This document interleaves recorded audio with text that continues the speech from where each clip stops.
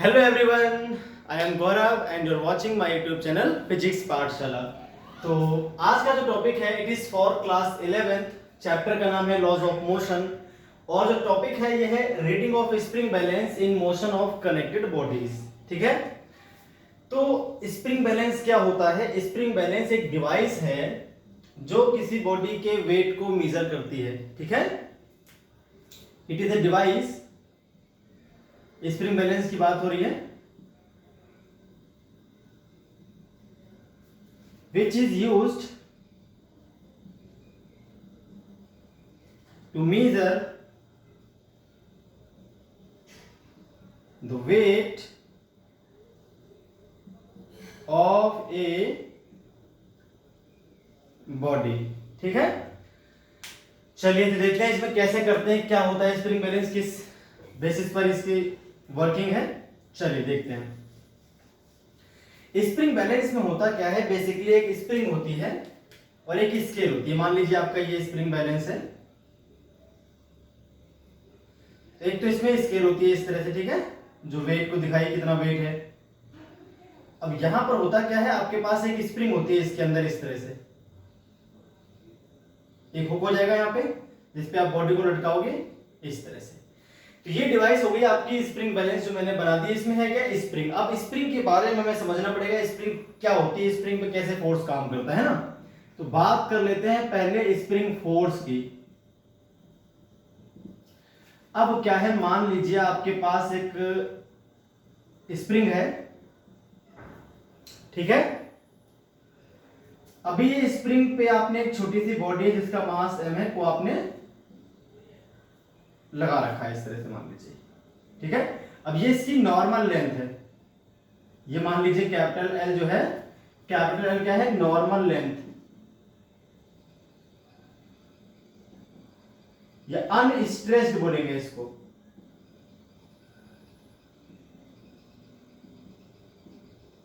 Of spring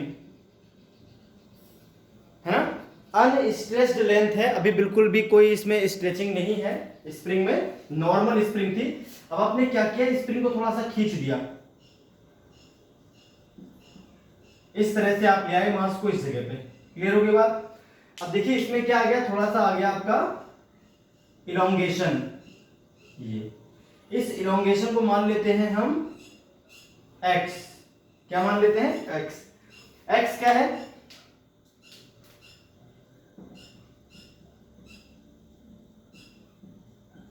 elongation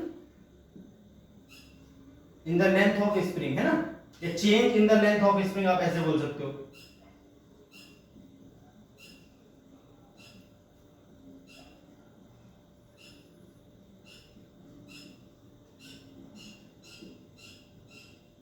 change in length. Clear हो गई बात? अब देखिए क्या है, जब भी हम किसी स्प्रिंग को इलोंगेट करते हैं तो स्प्रिंग के अंदर एक रीस्टोरिंग फोर्स आता है जो उस इलोंगेशन का अपोज करता है या स्प्रिंग को वापस उसकी नॉर्मल पोजीशन में लाने की कोशिश करता है ना। Whenever spring is elongated, a restoring force is generated in a spring which tries to bring back a spring to its normal position. ठीक है, अब अगर ये नॉर्मल पोजीशन में लाने की कोशिश करेगा तो भाई फोर्स किस तरफ काम करेगा, अंदर की तरफ, क्योंकि इलोंगेशन हुआ है। अब अगर इलोंगेशन हुआ है तो फोर्स काम करेगा कैसे करेगा, अंदर की तरफ इस तरह से, ताकि इसकी लेंथ क्या हो, वापस कम हो सके। यहां पर एक फोर्स आ जाएगा F इस तरह से, इधर भी एक फोर्स आ जाएगा F, ये दोनों तरफ से स्प्रिंग को कंप्रेस करने की कोशिश करेगा। ये भी रिजिड एंड है, यहां पर भी फोर्स काम करना शुरू कर देगा। तो स्प्रिंग के दोनों तरफ से फोर्स काम करता है, आपको ध्यान रखना है, ठीक है। ये through out the spring, spring आपकी मासलेस है। कैसी स्प्रिंग है ये, मासलेस स्प्रिंग है, हर तरफ फोर्स F काम करना शुरू कर देगा जो स्प्रिंग को वापस ऐसे दोनों तरफ कंप्रेस करने की कोशिश करेगा। वापस लेकर आएगा। अच्छा, इस फोर्स की जो वैल्यू होती है ना, वो किस पे डिपेंड करती है?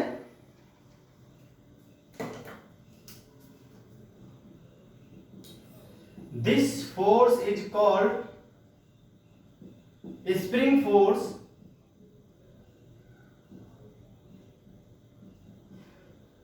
ठीक है। इसको अगर हम F से डिनोट करें तो ये डायरेक्टली प्रोपोर्शनल है x के। जितना ज्यादा आप स्प्रिंग को इलोंगेट करोगे उतना ही ज्यादा ये फोर्स आएगा। जब ये हटता है प्रोपोर्शनल तो यहां पर एक कांस्टेंट आता है k, इसके कांस्टेंट को बोलते हैं स्प्रिंग कांस्टेंट,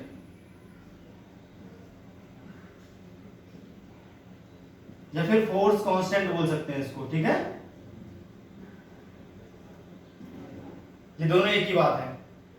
तो ये है स्प्रिंग फोर्स, किस पे डिपेंड करता है? इलोंगेशन पे। जितना ज्यादा आप इलोंगेट करोगे स्प्रिंग को उतना ही ज्यादा रीस्टोरिंग फोर्स आएगा अंदर की तरफ। और जो ये स्प्रिंग फोर्स है यही रीडिंग होती है स्प्रिंग बैलेंस की। क्लियर होगी बात?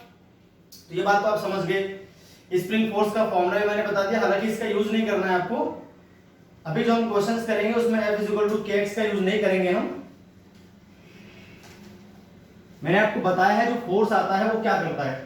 जब भी आप स्प्रिंग को इलोंगेट करोगे तो एक फोर्स आएगा जो स्प्रिंग को वापस उसकी नॉर्मल पोजीशन में लाने की कोशिश करता है, इसको बोलते हैं स्प्रिंग फोर्स। और स्प्रिंग बैलेंस में बात करें अगर हम स्प्रिंग बैलेंस की, इन spring balance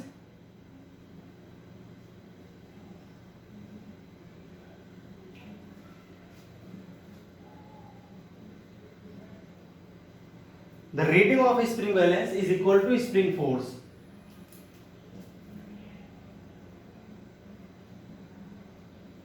The rating of spring balance is equal to spring force generated in the spring of spring balance.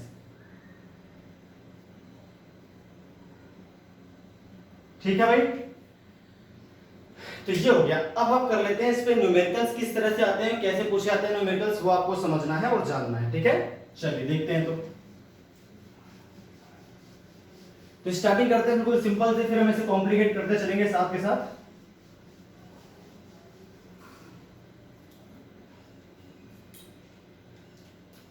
सबसे पहले बिल्कुल क्वेश्चन लेते हैं नॉर्मल से, है ना। इसमें क्या आपके पास एक स्प्रिंग बैलेंस है, ये यहां से एक मास अटैच है,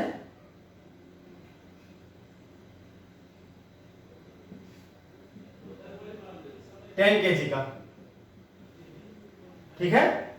अब आपको बताना है रीडिंग ऑफ स्प्रिंग बैलेंस क्या आएगा। In this case what is the reading of spring balance. चलिए देखते हैं यहां पर क्या होगा।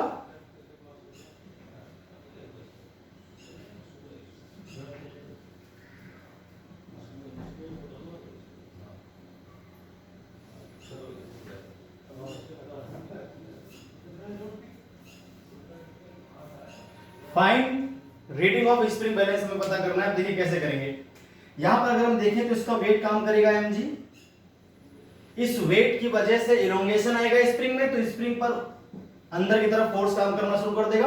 स्प्रिंग फोर्स बाय, देखिए स्प्रिंग जब इलोंगेट होगी तो स्प्रिंग वापस अंदर की तरफ फोर्स काम करेगा, स्प्रिंग की लेंथ बढ़ेगी तो स्प्रिंग वापस नॉर्मल होने की कोशिश करती है, तो फोर्स आएगा F।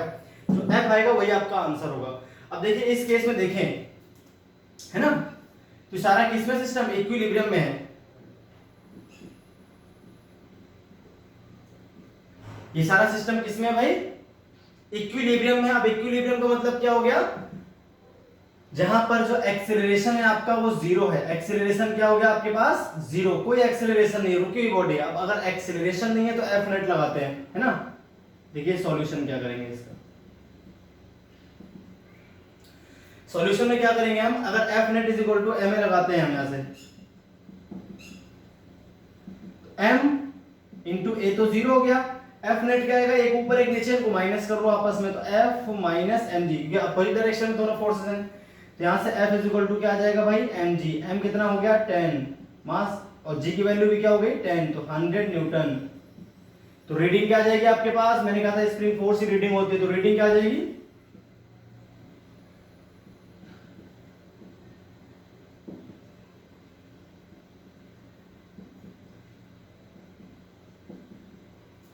इस reading of spring balance is 100 Newton. तो ये आ जाएगा आपका आंसर 100 न्यूटन का। ठीक है, चलिए अब इसे और कॉम्प्लिकेट करते हैं, थोड़ा सेम ही क्वेश्चन है, इसे थोड़ा सा कॉम्प्लिकेट कर लेते हैं इस बार।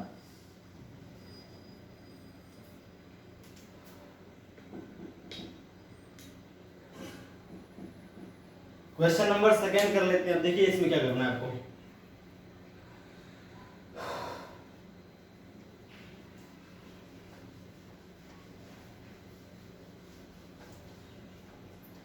मान लीजिए आपका इस तरह से है एक सिस्टम,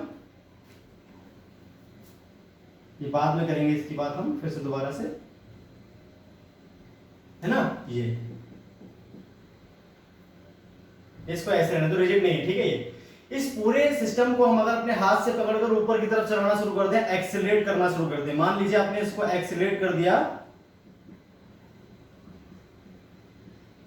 5 मीटर पर सेकेंड स्क्वायर की स्पीड से ऊपर की ओर। अब इस केस में आपको फाइंड करनी है रीडिंग।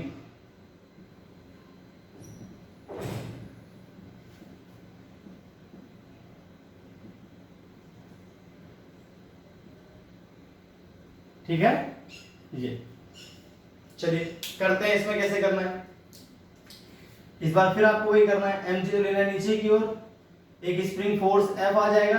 देखिए इस बार एक्सीलरेशन जीरो नहीं है, तो इस बार हम कैसे करेंगे सॉल्यूशन।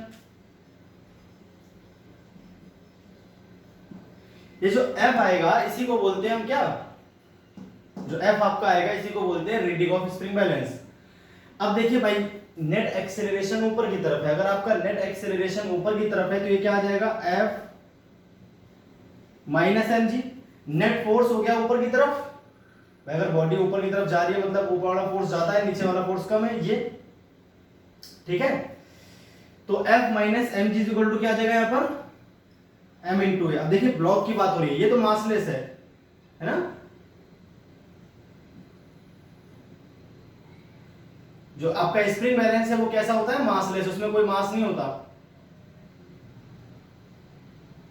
इसको हम बहुत हल्का मानेंगे, स्प्रिंग बैलेंस को हम बहुत हल्का मान लेंगे, उसके मास को हम कर देंगे इग्नोर। इसमें थोड़ा बहुत मास होगा उसको मैं लेना नहीं है, मैं सिर्फ इस बॉडी का मास से मतलब है। ठीक है भाई, तो हम जब भी स्प्रिंग यूज करते हैं या फिर पुली यूज करते हैं सब मासलेस यूज करते हैं। मैसिव स्प्रिंग के लिए मैंने आपको बता ही दिया था, जो लास्ट स्टूडेंट लेक्चर मैंने किया था कि अगर मैसिव स्प्रिंग होती है तो उसमें कैसे सॉल्व करा जाता है, वरना क्वेश्चंस में मासलेस स्प्रिंग बोलता है mostly. F minus M G, अब देखिए F निकालना है, M कितना हो गया 10 हो गया, G कितना हो गया 10 हो गया, M 10 और एक्सीलरेशन हो गया आपके पास 5। तो F इज इक्वल टू क्या आ जाएगा 50 प्लस 100 150 न्यूटन। तो इस बार रीडिंग क्या आ गई 150 न्यूटन। देखिए वही बॉडी है लेकिन रीडिंग क्या आ गई है, बदल गई है। रीडिंग इज इक्वल टू आ जाएगी 150 न्यूटन। तो रीडिंग ऑफ स्प्रिंग बैलेंस क्या आ जाएगा 150 न्यूटन। चलिए और टफ करते हैं इसको, अब की बार हम ले आते हैं इसको इंक्लाइन प्लेन पर।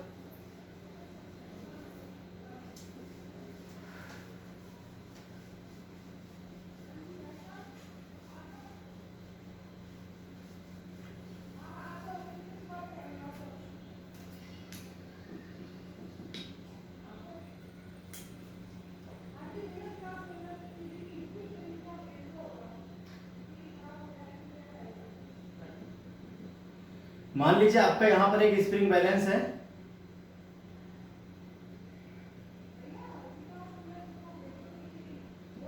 ये आपका स्प्रिंग बैलेंस है, एसबी का मतलब स्प्रिंग बैलेंस। अब इससे यहां पर एक बॉडी अटैच है जिसका जो मास हमने ले लिया, मान लीजिए ले लिया 10 kg, ठीक है।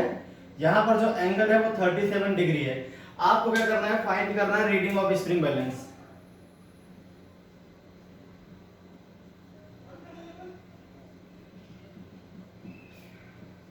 ठीक है, यही करना है आपको वापस से। चलिए देखते हैं क्या आएगी रीडिंग ऑफ स्प्रिंग बैलेंस, क्या आएगा इस केस में।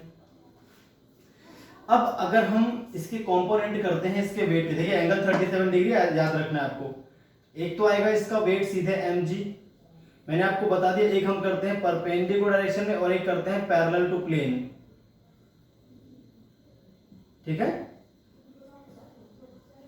जो एंगल यहां बनता है वही एंगल आपका यहां बनता है, तो ये एंगल हो गया आपके पास 37, ये आ जाएगा mg cos 37 और ये आ जाएगा mg sin 37। आपको याद कर लेना है इंक्लाइन सरफेस के अराउंड जो वेट का कंपोनेंट आता है वो हमेशा साइन में आता है और उसके परपेंडिकुलर हमेशा कॉस में आता है। यहां पर एक नॉर्मल डायरेक्शन r आ जाएगी। जब अब देखिए ध्यान से r तो इससे बैलेंस है क्योंकि बॉडी ऐसे मोशन नहीं कर रही, रुकी हुई बॉडी है, इक्विलिब्रियम में है, ठीक है। बॉडी इज एट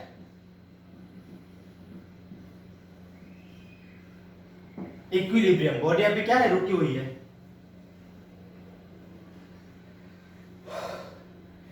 ये बॉडी अगर रुकी है तो ये इस डायरेक्शन में कोई मोशन नहीं कर रही, मतलब r तो आपका सीधे इसके बराबर है। और जो फोर्स mg, देखिए mg गायब हो चुका है, mg sin थीटा और mg cos 37, mg sin 37 और mg cos 37 दो कंपोनेंट आपको लेने हैं, mg तो गायब कर देना, mg से कोई मतलब नहीं है। तो अब हुआ क्या एक्चुअल में, जब ये mg sin 37 से नीचे की ओर आएगी बॉडी, तो यहाँ पर स्प्रिंग में इलोंगेशन आएगा, तो स्प्रिंग में यहाँ पर एक फोर्स बढ़ना शुरू हो जाएगा, वो F। जहां दोनों फोर्स बराबर हो जाएंगे वहीं ब्लॉक रुक जाएगा क्योंकि इसमें एक्सेलरेशन तो है नहीं। तो एज सॉल्यूशन कर लेते हैं इसका, block is at rest, block रुका हुआ है, तो उस केस में सब फोर्स क्या होने चाहिए, बराबर। F इसके बराबर होना चाहिए और R इसके बराबर। mg तो हट चुका है, mg से कोई मतलब नहीं क्योंकि mg के तो हमने कंपोनेंट कर दिए। जिस फोर्स के हम कंपोनेंट कर देंगे उस फोर्स को हम नहीं देखते फिर, क्योंकि वो तो खत्म हो चुका है, उसके जब हिस्से ही कर दिए मैंने। तो एक तो ऐसा हो गया R, एक यहां पर हो गया mg cos 37, एक फोर्स यहां पर है आपके पास F और यहां पर है mg sin 37। mg के कंपोनेंट होने के बाद वो तो खत्म हो जाएगा। तो देखिए ध्यान से R किसके इक्वल आ जाएगा, m कितना है भाई 10, 10 इंटू cos 37 होता है 4/5, 80 आ गया ये। एंड F देखें तो mg sin 37 के इक्वल है, m कितना है 10, g कितना है 10, sin 37 की वैल्यू कितनी होती है 3/5, 60 न्यूटन, ठीक है।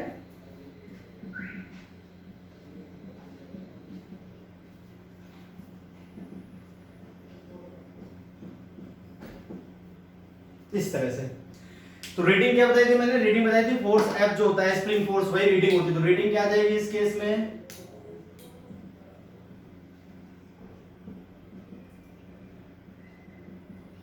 रेटिंग ऑफ स्प्रिंग बैलेंस क्या आ गया आपके पास 60 न्यूटन। क्लियर हो गई बात। चलिए तो अब इसको करता हूं मैं इरेज,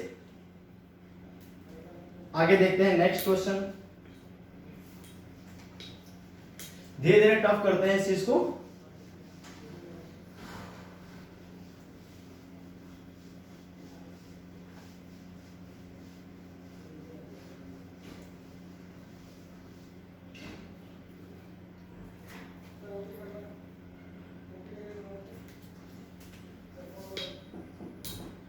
ये मान लीजिए आपके पास एक मेज है, ठीक है, ये स्मूथ सरफेस है सारी, यहां पर आपके पास एक स्प्रिंग बैलेंस है,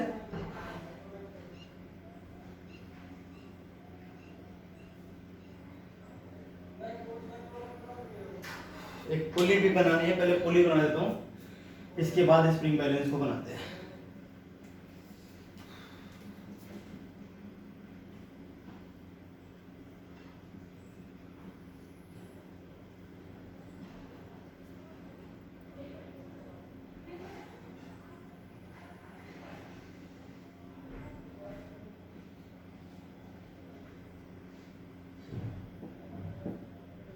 मान लीजिए आपके पास ये 10 kg की बॉडी है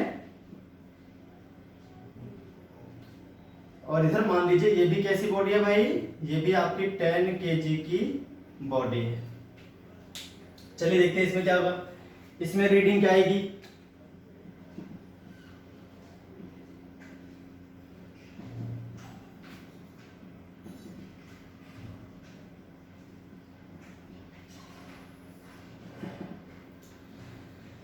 अब अगर ध्यान से देखें तो इसमें इसका जो वजन काम करेगा वो काम करेगा 10 × 10 mg हो गया, है ना। इधर देखें तो इधर भी क्या आ जाएगा 10 × 10 = mg। अरे मास 10 हो गया, जी की वैल्यू 10 ले ली हमने यहाँ पे, है ना।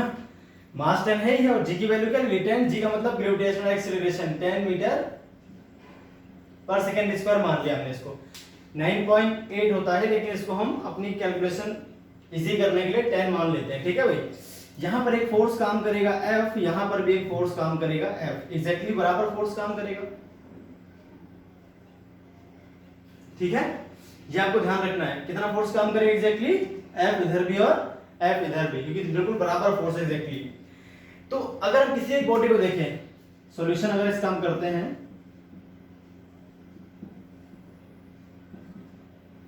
किसी भी एक बॉडी को देखा जाए, चाहे तो इसको देख लो आप, चाहे तो उसको देख लो, किसी भी एक बॉडी को आप देख लो,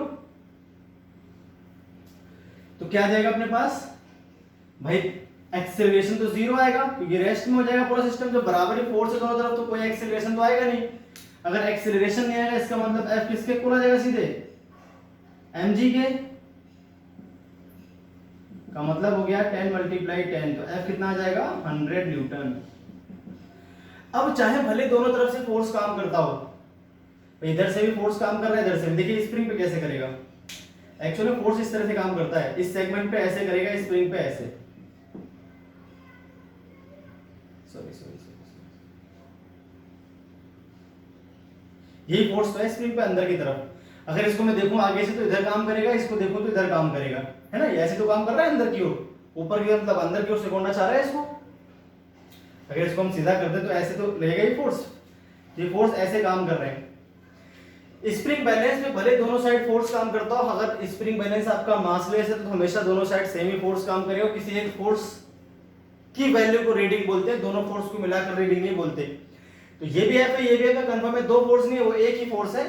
चाहे तो इस F की वैल्यू चाहे इस F की वैल्यू बराबर आने वाली है, दोनों तरफ same he, through out the spring same force है। पूरा स्प्रिंग ही तो है, ये जो धागा कनेक्ट है स्प्रिंग से कनेक्ट है, स्प्रिंग खींचती है तो फिर दोनों तरफ से F फोर्स लगाती है, तो एक ही F होती है रीडिंग। दोनों F रीडिंग मत ले लेना, कैंसिल कर दो, F 0 कर दो, सिर्फ एक F आपकी रीडिंग होगी। तो रीडिंग क्या हो जाएगा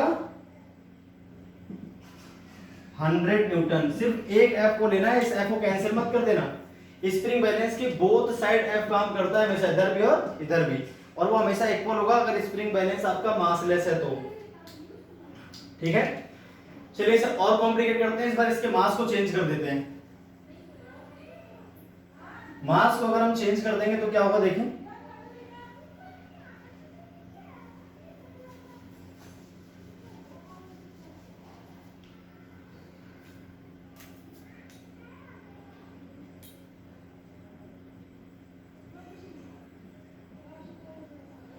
ये मान लीजिए आपका 10 kg, ये मान लीजिए आपका 20 kg है, ठीक है भाई, 10 और 20 kg। और जो स्प्रिंग बैलेंस है वो कैसा है, मासलेस।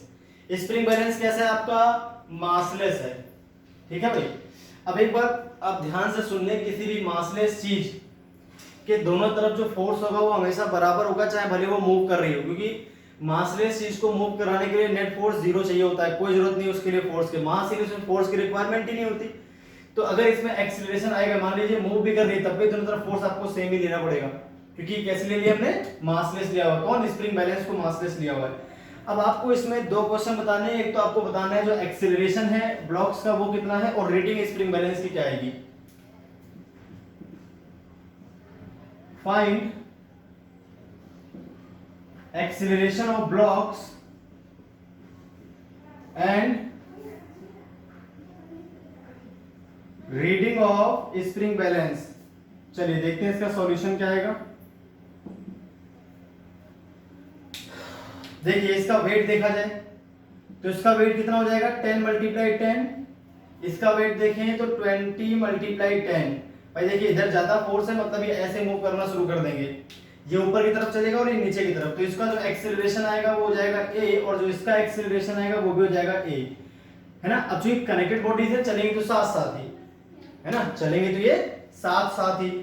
अभी अपने अपने वजन से नीचे की तरफ खींचने मतलब स्प्रिंग को इलोंगेट करती है, तो स्प्रिंग वापस फोर्स लगाती है एफ, जैसे मैंने बनाया है। ये एफ यहाँ पर भी दिखा दोगे आप, ये एफ यहाँ पर भी दिखा दो, यही एफ है जो आगे की तरफ दिखा दिया मैंने डायरेक्शन।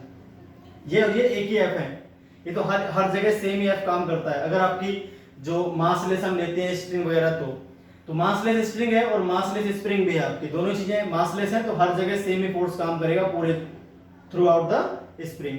तो जैसे कि मैंने कहा था ये मासलेस सी होगी तो उसके हर हिस्से पे सेम ही फोर्स काम करता है, तो हर हिस्से पे सेम फोर्स दिखा दिया मैंने। अब देखिए क्या करना है इसमें। अब बनाते हैं फ्री बॉडी डायग्राम, किसके लिए? 20 kg के लिए। 20 kg को आप ध्यान से देखो, 20 kg किस तरह से दिख रहा है आपको? एक फोर्स तो हो गया इसमें 20 मल्टीप्लाइड बाई 10, एक फोर्स हो गया इसमें ऊपर की तरफ F, और जो एक्सेलरेशन है वो आपका नीचे की तरफ है ना, F net is equal to ma कर देते हैं इसमें। तो 20 का मतलब 220 multiply 10 minus F is equal to आ गया 20 multiply a। Equation number first, net force, दो फोर्स है और एक एक्सेलरेशन फोर्स नहीं होता, फोर्स केवल ये दोनों है, तो net force is equal to ma लिखना होता है। दोनों फोर्स को हमने माइनस कर लिया क्योंकि वो अपोजिट डायरेक्शन में थे, बॉडी नीचे की तरफ मूव कर रही है मतलब ये ज्यादा और ये कम है, ज्यादा वाले में से कम वाले को माइनस कर दे, इज इक्वल टू ma दिखा दे। अब अगर हम बात करते हैं किसकी, 10 kg वाली बॉडी की,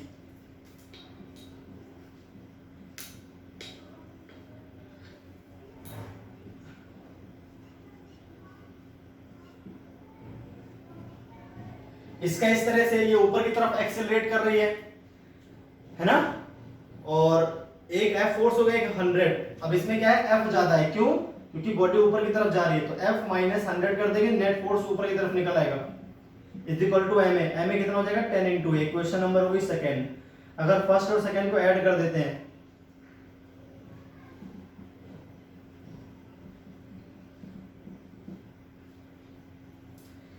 तो ये आपका आ जाएगा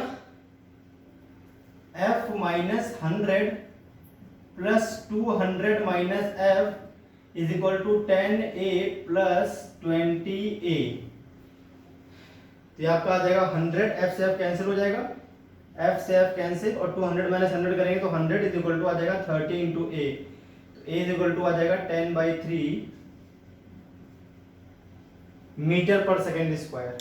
ठीक है, अब बात कर लेते हैं रीडिंग की, तो रीडिंग कैसे निकालेंगे वो भी देख लेते हैं एक बार। रीडिंग का मतलब क्या बताया था मैंने, किसी एक फोर्स F की वैल्यू निकालनी है, तो चाहे तो आप सेकंड में पुट कर लो चाहे फर्स्ट में, तो पुटिंग इन कर लेते हैं second. F is equal to क्या आ जाएगा भाई, F minus 100 is equal to 10 multiply a कितना है 10/3, तो 100/3 प्लस 100 इधर आके प्लस का हो जाएगा F, तो F इज इक्वल टू आ जाएगा 400/3 न्यूटन। तो रीडिंग क्या आ जाएगी, रीडिंग मैंने कहा था जो F है उसी को बोलते हैं रीडिंग, तो रीडिंग ऑफ स्प्रिंग बैलेंस क्या हो जाएगा 400/3 न्यूटन। क्लियर हो गई बात? तो भाई इस तरह से आपको निकालने होते हैं स्प्रिंग बैलेंस की रीडिंग वाले क्वेश्चंस। तो भाई ये सारे क्वेश्चन मैंने करा दिए सभी टाइप्स के, आई होप आपको बात समझ में आ गई होगी।